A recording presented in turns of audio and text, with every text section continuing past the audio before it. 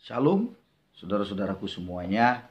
Pada kesempatan ini kita akan kembali belajar lagi tentang sebuah hal yang sangat mendasar, tentang bagaimana kita ini hidup di dalam sebuah gereja lokal. Hidup bergereja merupakan sesuatu hal yang sangat penting di dalam kehidupan kita. Nah, topik ini diberikan nama tertanam dalam gereja lokal.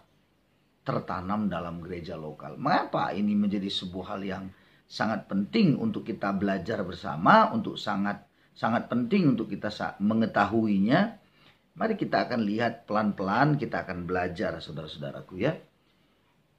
Yang pertama yang harus kita sadari bahwa ibarat seperti sebuah pohon yang ditanam, maka sebenarnya ketika pohon itu ditanam, dia nantinya akan tumbuh, lalu kemudian dia bisa menghasilkan buah.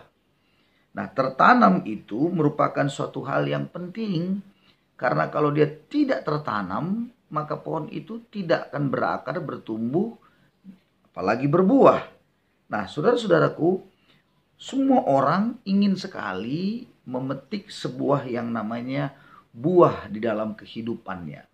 Buah ini bisa berupa sesuatu yang kita harapkan, yang kita dambakan, tapi juga buah juga itu bisa berbicara tentang suatu hal yang menjadi manfaat bagi banyak orang. Nah, kita belajar untuk nantinya kita akan menjadi orang yang bermanfaat, memberi dampak gitu ya, menghasilkan buah, itu tidak bisa kita alami kalau kita tidak tertanam. Nah, tertanamnya di mana? Tertanamnya di dalam gereja lokal. Nah, saudara-saudaraku, kita melihat ini menjadi suatu hal yang penting. Jadi, ada 3 prinsip yang kita akan coba sama-sama belajar. Gereja itu apa sebenarnya di dalam kehidupan kita ini? Saudara, gereja yang pertama, gereja adalah sebuah keluarga yang disebut dengan keluarga Allah. Sebagaimana dalam satu keluarga, saudara-saudara, itu ada anak yang lahir dalam keluarga itu. Nah, anak yang lahir dalam keluarga itu tentunya harus diberi makanan asupan, makanan yang bergizi, supaya dia bisa tumbuh. Dia jadi besar, bertumbuh. Dan tentunya di dalam keluarga itu ada banyak sekali aturan disiplin maupun sesuatu yang bisa didapatkan di dalam keluarga itu. Apa yang didapatkan? Ya, kasih sayang begitu ya. Ada kita diberi perlindungan, dijagai oleh orang tua. Nah, itu sama seperti itu. Jadi gereja adalah sebuah keluarga Allah, maka kita di dalamnya kita seperti anak yang bayi rohani, yang tumbuh, yang kemudian diberi makanan rohani, dan kita akan menjadi besar.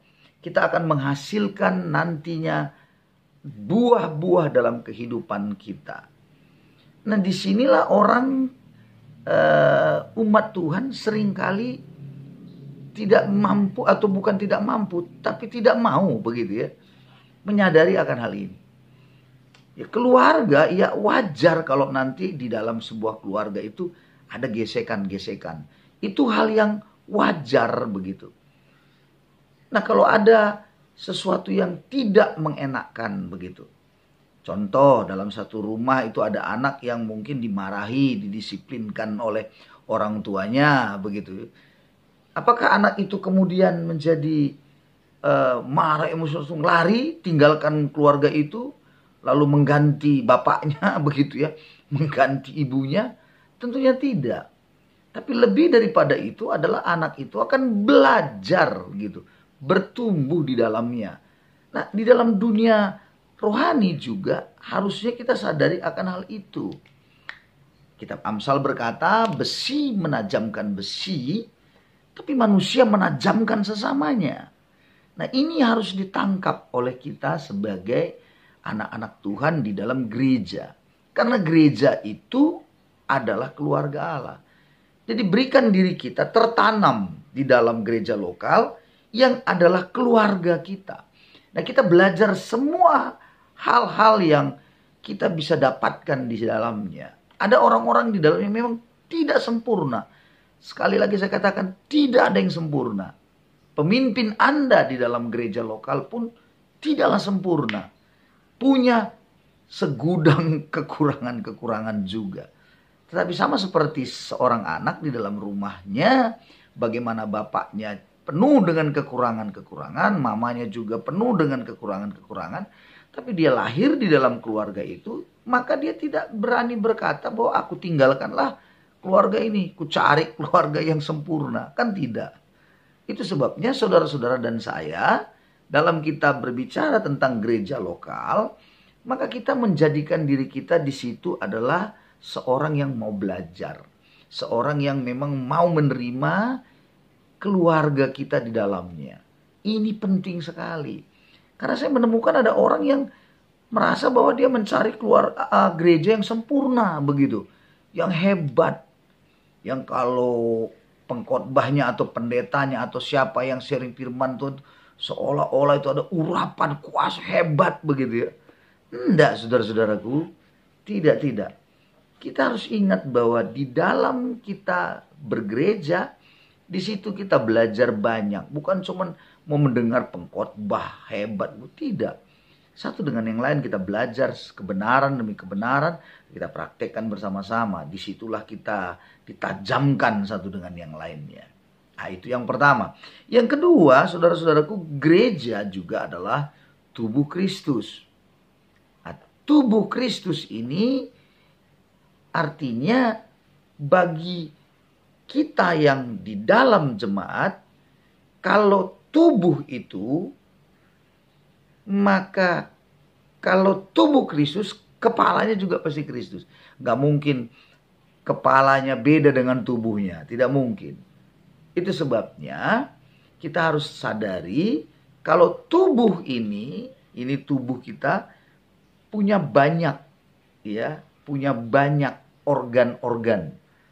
Dan semuanya berfungsi, harus berfungsi.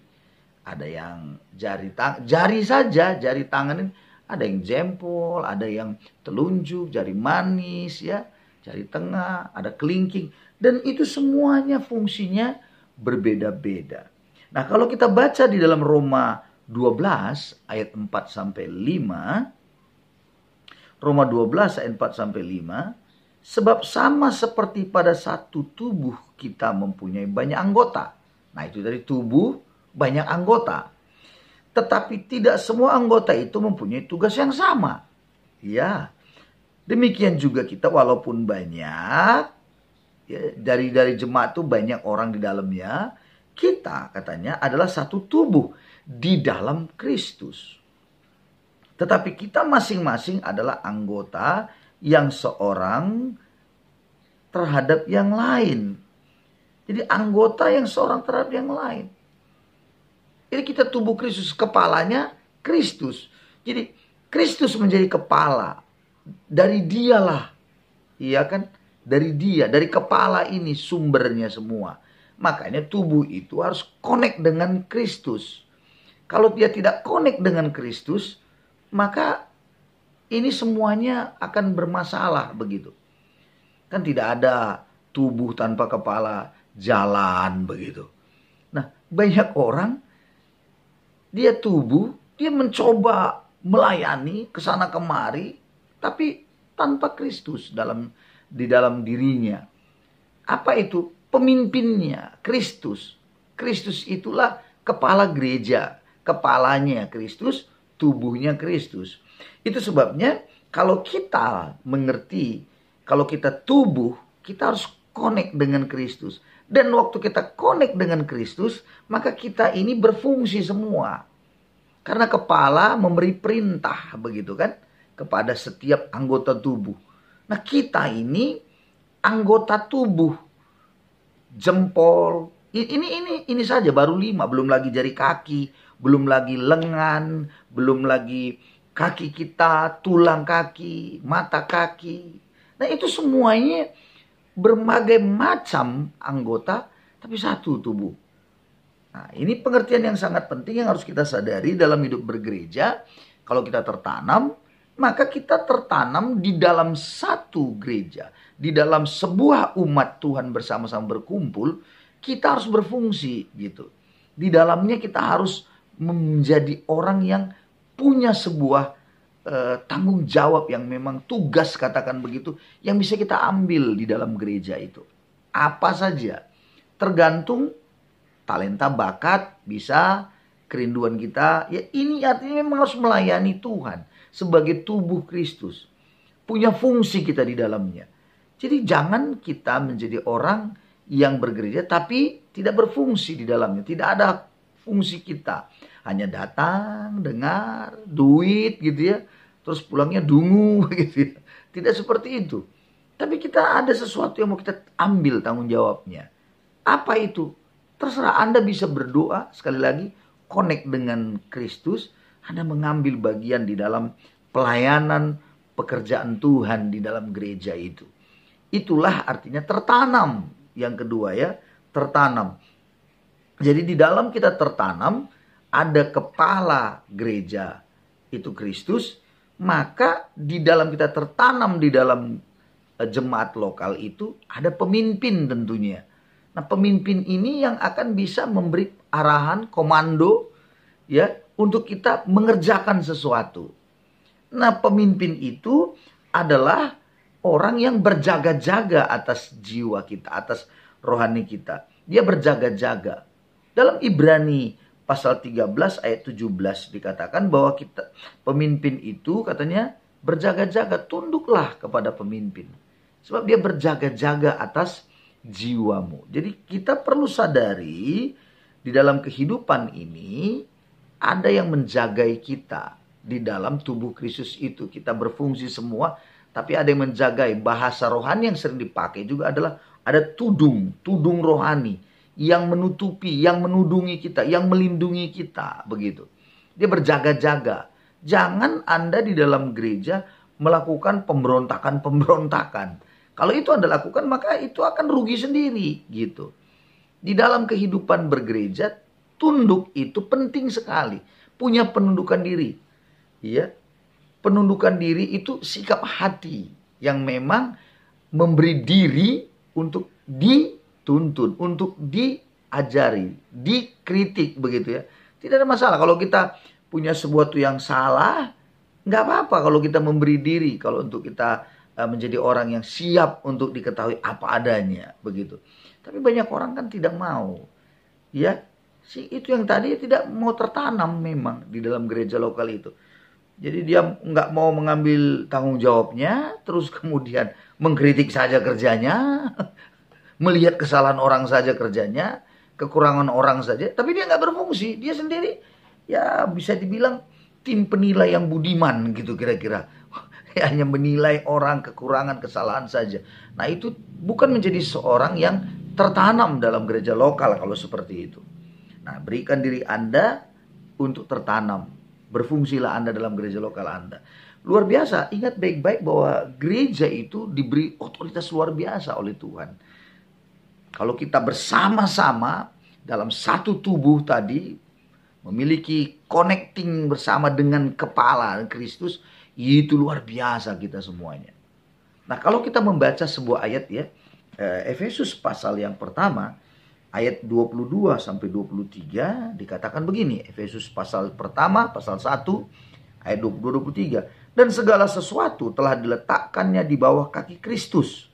Dan dia, maksudnya Kristus, telah diberikannya kepada jemaat sebagai kepala dari segala yang ada. Ya, segala sesuatu diletakkan di bawah kaki Kristus. Nah kalau kaki Kristus, tadi kan kita tubuh Kristus. Ini kepala diberikan kepada gerejanya, katanya, kepada jemaat. Kepala, ini tubuh. Dan segala sesuatu berada di kakinya Kristus. Berarti segala sesuatu telah diletakkan di bawah gerejanya Tuhan juga. Jemaat itu. Ini segala sesuatu berarti itu kuasa yang luar biasa. Diberikan Tuhan kepada gereja Wih, itu luar biasa.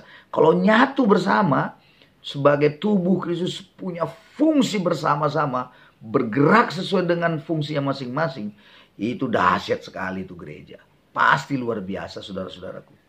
Ya, ayat 23 dikatakan, jemaat yang adalah tubuhnya, yaitu kepenuhan dia yang memenuhi semua dan segala sesuatu. Jadi di dalam Kristus itu ada yang disebut tadi tubuhnya, ya, kepala Kristus, tubuh Kristus, segala sesuatu diletakkan di bawah kaki Kristus. Tubuhnya itu adalah kepenuhan dia. Jadi tubuhnya itu, tubuh Kristus itu kepenuhan dia, kepenuhan Kristus. Iyalah karena memang tubuh Kristus, kepala Kristus. Kepala Kristus, ya tubuhnya Kristus, kan begitu dia. Itu sebabnya kalau Anda semua sebagai tubuh tadi, sekali lagi saya ulangi, bergerak, berfungsi bersama-sama, itu dahsyat sekali, luar biasa. Gereja itu gereja yang luar biasa sekali dipakai Tuhan. Nah itu dia, cuman persoalannya kan seringkali di dalam gereja-gereja yang sering sekarang ini bisa ditemukan, banyak itu jemaat, katakan orang-orang, anggota-anggota, itu hanya maunya dilayani saja. Pokoknya saya sudah senang lah dilayani, saya bayar persepuluhan saya, lalu santainya dengan enaknya bilang, ya kenapa saya nggak dilayani? Nah, begitu-begitu tuh. Nah kalau yang seperti ini ya susah untuk kita bergerak bersama sebagai sebuah gereja. Nah itu artinya dia tidak tertanam di dalam gereja itu. Oke, itu poin yang kedua. Poin yang ketiga yang kita akan lihat adalah gereja itu adalah sebagai sebuah rumah Allah. Rumah. Jadi rumah itu kalau bicara contoh ya, seperti bangunan, rumah itu ada batu yang disusun rapi sehingga jadilah sebuah bangunan rumah. Nah, namun gereja adalah rumah Allah, maka yang dibangun itu adalah batu-batu hidup kata Alkitab. Mari kita lihat sebuah ayat dulu ya. 1 Petrus pasal 2 ayat yang kelima. 1 Petrus pasal 2 ayat yang kelima. Dan biarlah kamu juga dipergunakan sebagai batu hidup untuk pembangunan suatu rumah rohani. Amin. Bagi suatu imamat kudus untuk mempersembahkan persembahan rohani yang karena Yesus Kristus berkenan kepada Allah.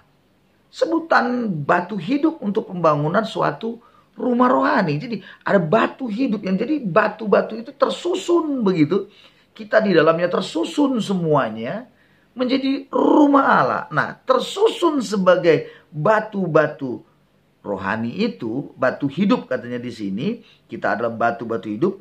Jadi gereja itu yang sesungguhnya itu bukan bangunannya, bukan.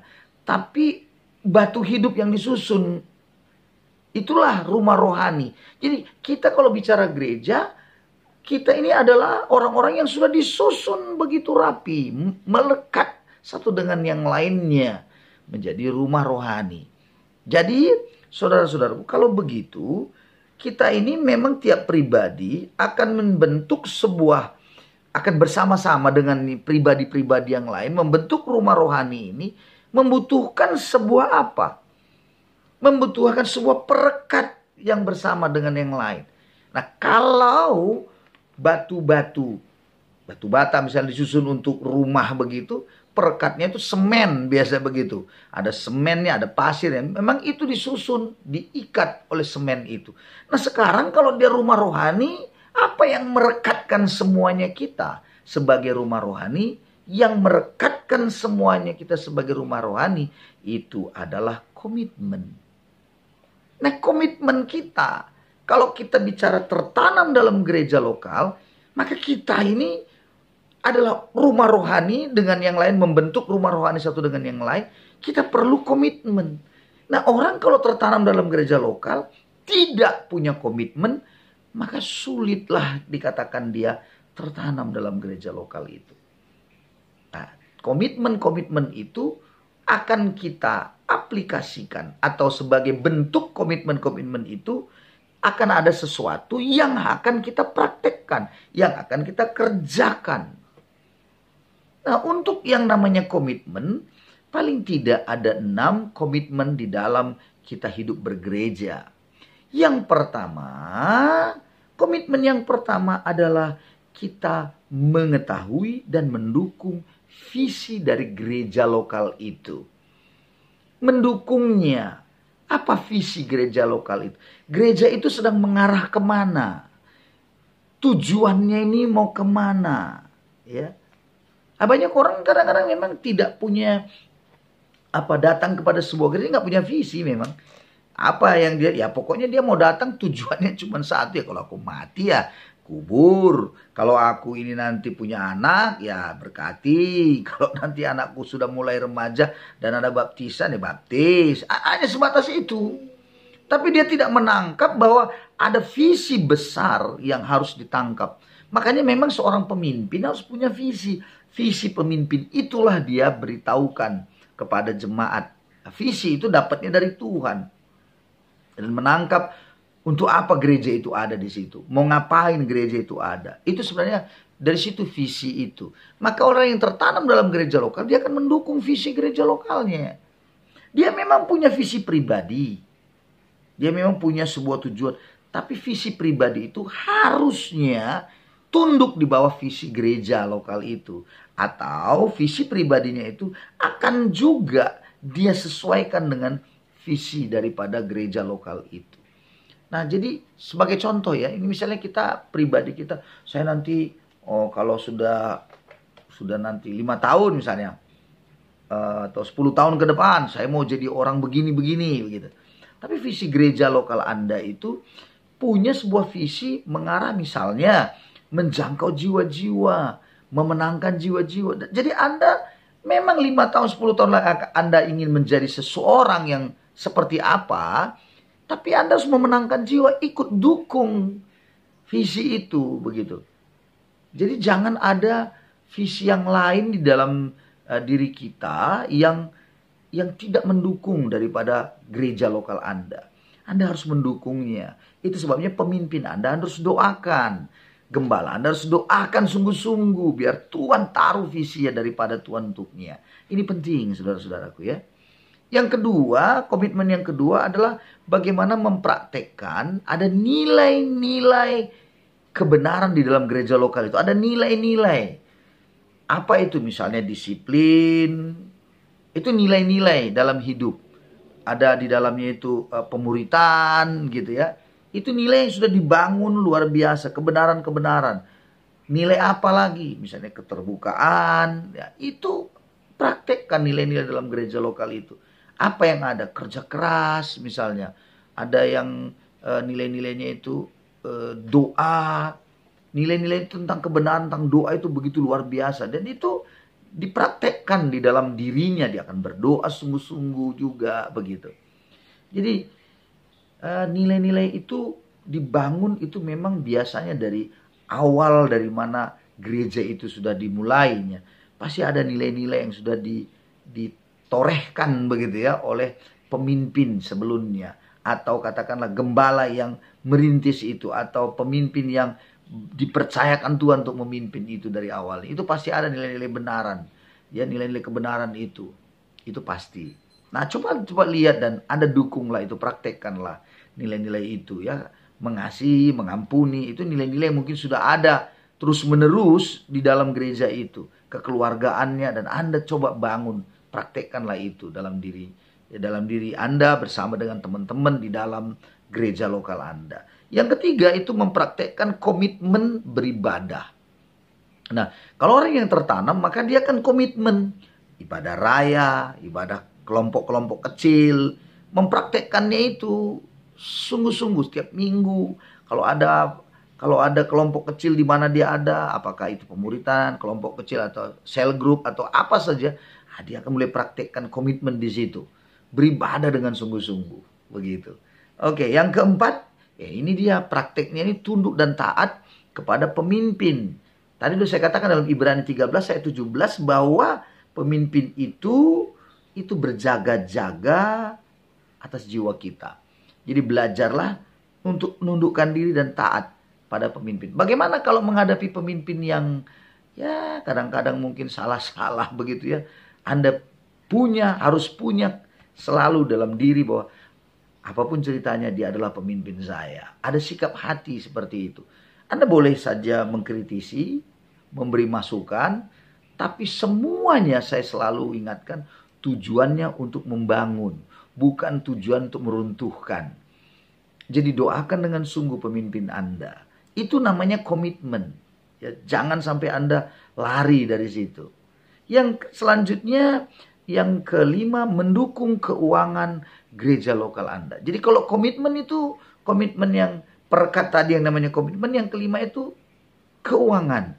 Jadi Anda belajarlah memberi ya untuk gereja lokal Anda. Jangan Anda mengharapkan selalu mau begini saja, meminta saja gitu ya. Tidak, tapi coba Anda belajar memberi. Memberi ini memang bukan bicara besarnya sebenarnya, tapi memberi ini lebih kepada hati yang memang rindu untuk menjadi berkat. Memberkati, memberikan apa yang bisa Anda berikan. Kalau saya selalu menganjurkan, belajarlah memberi persepuluhan Anda di dalam gereja lokal Anda. Persepuluhan, kalau Anda mahasiswa, jangan persepuluhkan pula uang kuliah, nggak jadi kuliah-kuliah. Persepuluhkanlah daripada uang makan Anda, yang namanya jajan Anda, bulanan jajan Anda yang diberikan oleh orang tua Anda. Nah, itu bisa persepuluhan. Apalagi kalau Anda bekerja, maka Anda dapatkan pekerjaan Anda, dapat gajinya, maka persepuluhkanlah itu. Belajar mendukung keuangan gereja lokal Anda. Bagaimana kalau berdagang? Ya kalau berdagang, ya 10% dari keuntungan. Jangan pula 10% dari modal. Habislah ya. 10% dari keuntungan Anda. Belajar, setialah memberi persepuluhan Anda. Nah, yang terakhir, kalau kita menjadi perekat itu, melayanilah sesuai dengan panggilan Anda dalam gereja lokal. Dengan karunia, dengan talenta, bakat Anda. Melayanilah. Ya, melayanilah. Seperti saya katakan tadi tentang tubuh Kristus kita berfungsi begitu. Jadi kalau komitmen Anda melayani. Ya, temukan dalam diri Anda itu apa, ya, supaya saya bisa berfungsi maksimal untuk kemuliaan Tuhan, ya, sehingga saya bisa lebih lagi menjadi berkat bagi banyak orang. Temukan dalam hidup saudara sehingga sesuai dengan panggilan Anda itu, ya, Anda mengerjakannya, Anda melakukannya. Mungkin Anda suka menginjil, oke, Anda jadi seorang penginjil. Pelayanan Anda, tapi jangan sampai Anda berpikir menyaingi gereja lokal Anda, tidak. Tapi Anda bisa melayani ke sana kemari, boleh. Menggembalakan orang-orang dalam gereja yang terluka misalnya. Anda punya sebuah beban, bagaimana dengan orang-orang yang terluka dan Anda ingin sekali memulihkan mereka, konseling dengan baik begitu. Anda adalah orang yang punya kerinduan itu, oke, gitu ya. Cuman kalau konseling ini saya ingetin juga, kadang-kadang orang yang konseling itu akhirnya ikut larut ya dengan konselinya, dengan orang yang dilayani di konselingnya begitu. Kalau orang konseling itu dia harus tetap jaga hatinya, jangan terikut ya dengan orang yang dilayaninya, sehingga orang yang dilayani itu, orang yang dikonseling itu bisa jadi orang yang punya sakit hati, kebencian terhadap seorang ketika dia cerita dengan keluh kesah, sehingga kita menjadi ikut pula jadi sakit hati terhadap orang itu, padahal kita sebenarnya tidak ada masalah dengan orang yang bermasalah dengan dia. Jadi saudara-saudaraku harus hati-hati juga ya. Oke. Nah, sekarang yang terakhir, kalau begitu dalam dunia pelayanan, dalam jemaat begitu yang beribadah, apa penyebab orang Kristen itu seringkali tidak mau tertanam? Ada 3 hal yang biasanya ditemukan. Yang pertama, orang itu tidak mau tertanam dalam gereja lokal itu, ada banyak ketakutan. Apa ketakutannya?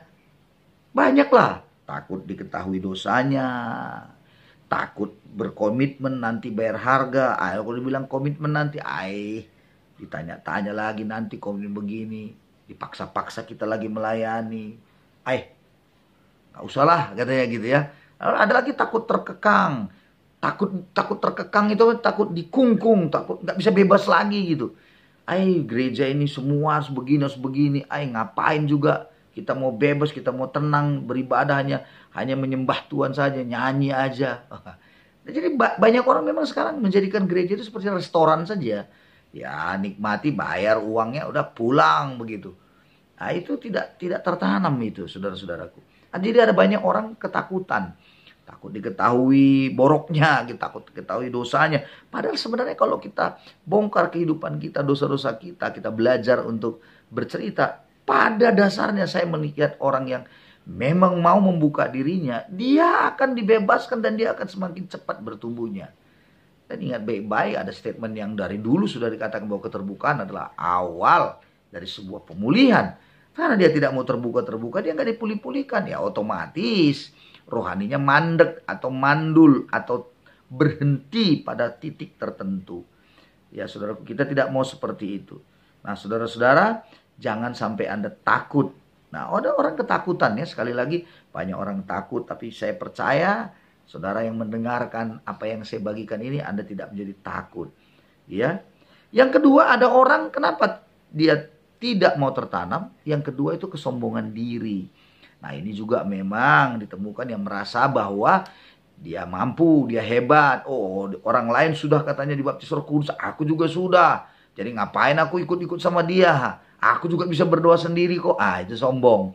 Kesombongan diri ini banyak ditemukan. Ya, apalagi seringkali sekarang, apalagi dunia digitalisasi begini, orang-orang yang sukanya di rumah saja dengan mengatakan, aku juga bisanya beribadah di rumah. Adanya aku bisa kubuka YouTube, adanya linknya, adanya orang yang bisa ku dengar, ikutnya aku kebaktian, ikutnya aku tepuk tangan nyanyi, ikutnya aku menyembah katanya. Wah, saudara-saudaraku, itu celaka 12-nya. Kalau dia mati ya sudah. Siapa yang nguburin, siapa yang ngaturin hidupnya? Ya orang-orang yang YouTube itulah. Nggak bisa begitu seharusnya kan. Tapi banyak orang sekarang sudah mulai begitu. Kesombongan dirinya. Karena dia merasa sudah hebat, sudah bisa. Tidak mau dia dikasih tahu, diatur dengan baik. Karena merasa sudah paling hebat. Oke, itu yang kedua. Yang ketiga, saudara-saudaraku, ini juga paling banyak. Itu karena memang tidak mengerti bahwa tertanam itu adalah hal yang sangat alkitabiah. Dia tidak mengerti. Makanya perlu diberikan pengertian-pengertian. Ya. Dalam Mazmur 92 ayat 1 sampai 3 dikatakan begini. Mazmur 92 ayat 12. Ayat 12 sampai 15 berkata, orang benar akan bertunas seperti pohon korma, akan tumbuh subur seperti pohon aras di Libanon. Mereka yang ditanam di bait Tuhan akan bertunas di pelataran Allah kita. Pada masa tua pun mereka masih berbuah menjadi gemuk dan segar. Untuk memberitakan bahwa Tuhan itu benar, bahwa ia gunung batuku dan tidak ada kecurangan padanya. Mazmur 92 ayat 12 sampai 15 ini memberikan kita sebuah pencerahan bahwa katanya ayat ini orang yang bertunas, ya, orang benar akan bertunas seperti pohon korma. Bertunas berarti tumbuh. Dan disebutkan yang tertanam, yang ditanam di bait Tuhan akan bertunas di pelataran Allah kita. Berarti kalau begitu mau bertunas itu berarti dia tertanam. Tidak ada tertanam, dia nggak bisa bertunas begitu. Lalu disebutkan masa tua pun mereka masih berbuah, menjadi gemuk dan segar. Tidak dibilang menjadi gemuk dan penyakitan, sakit gula begitu, diabetes, tidak. Menjadi gemuk dan segar. Kata gemuk dan segar ini berbicara tentang diberkati Tuhan berlimpah-limpah, itu maksudnya. Maka oleh karena itu saudara dan saya harus tertanam di bait Tuhan. Tertanam di bait Tuhan itu tertanam di rumah Tuhan. Tertanam di dalam gereja lokal, di mana Anda hari ini sedang bertumbuh bersama-sama dengan teman-teman yang lain. Maka kita akan berbuah, kita akan diberkati oleh Tuhan, dapat berkat Tuhan. Lalu ayatnya bilang memberitakan, untuk memberitakan bahwa Tuhan itu benar. Jadi untuk menyampaikan kepada semua orang lagi tentang Tuhan itu luar biasa. Inilah bicara tentang pemberitaan Injil ke depan yang Anda akan dipakai Tuhan menyampaikannya kepada banyak orang.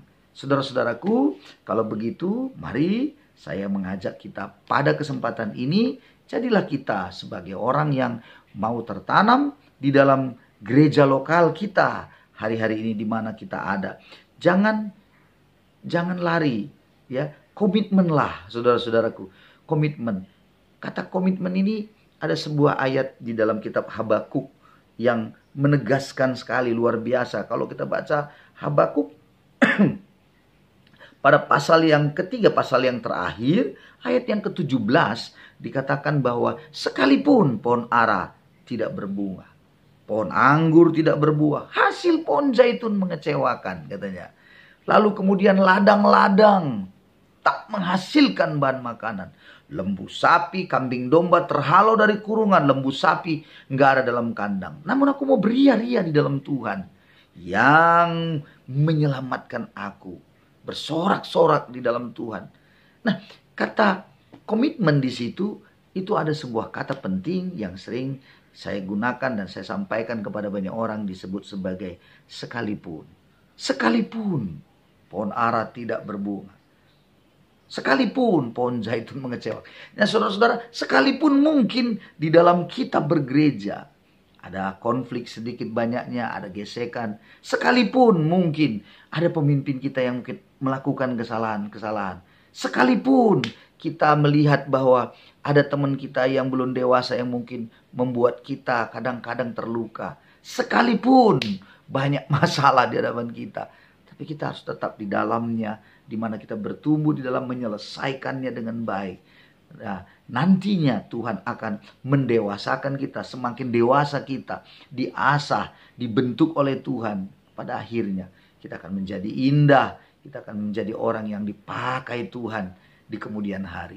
Persiapkan diri Anda untuk itu, saudara-saudaraku, dan jadilah kita menjadi seorang yang sungguh-sungguh orang yang tertanam di dalam gereja lokal kita. Terima kasih untuk semuanya. Terima kasih buat kesempatan kita belajar sama-sama hari ini. Tuhan Yesus memberkati. Shalom, shalom, shalom.